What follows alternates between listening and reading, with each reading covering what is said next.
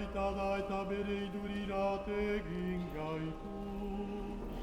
Bere semearen eta espiritu zainduaren bitartez. Gauza guziak harengani dauzkagu, eta harentzat egin agira. Maite gaitu eta dei egiten daugu.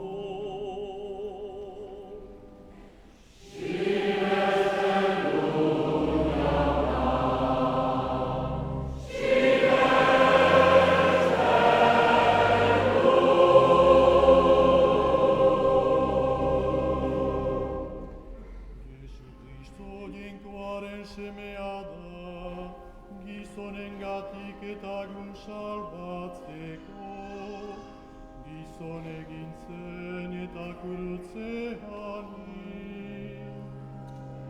Jainkoa piztu du, aitaren ondoan bizi da, haren bitartez dugu gaiten espiritu zaindua.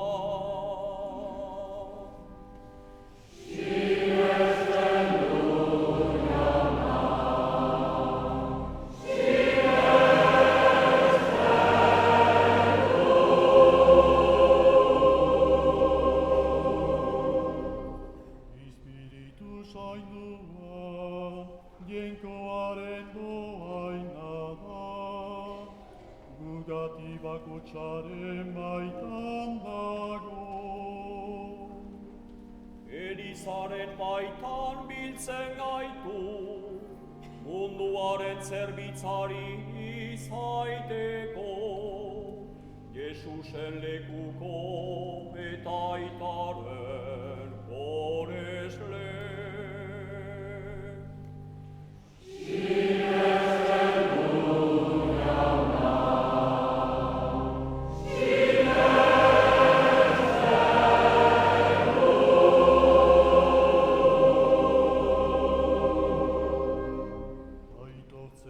Bataio bakarra, bekatuak barkatzeko.